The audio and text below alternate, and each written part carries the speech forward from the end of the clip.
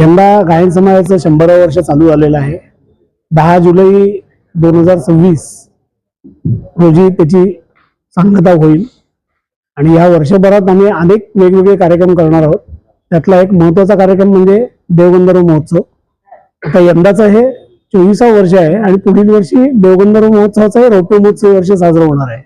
या वर्षीचा देवगंधर्व महोत्सव आहे हा 12, 13, 14 डिसेंबर हा अत्रे रंगमंदिर मध्ये सादर केला जाणार आहे आणि अनेक रिनाऊंड आर्टिस्ट याच्यामध्ये आपली कला सादर करतील. याच्यात आत्ताच नुकतंच पद्मश्री मिळालेल्या डॉक्टर अश्विनी विगडे देशपांडे यांचं गायन आहे. उस्ताद शाहिद परवेज यांचं सितार वादन आहे. त्याच्यानंतर राकेश चौरासिया, पंडित राकेश चौरासिया यांचं बासरी वादन आहे. आम्ही एक ययाती देवयानी म्हणून एक संगीत नाटक बसवतोय. कल्याण गायन समाजातलेच सगळे काही सभासद विद्यार्थी वगैरे असे आहेत. त्यांचं नाटक रविवारी सकाळी सादर केलं जाणार आहे.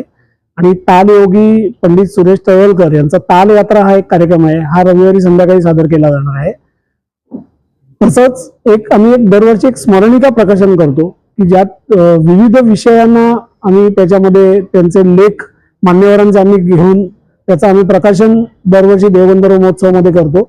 तसंच यावेळेला देखील आम्ही अनेक मान्यवरांना लेख मागवून एक स्मरणिका तयार केलेली आहे. त्याचं प्रकाशन देखील रविवारी संध्याकाळच्या सत्रामध्ये होणार आहे.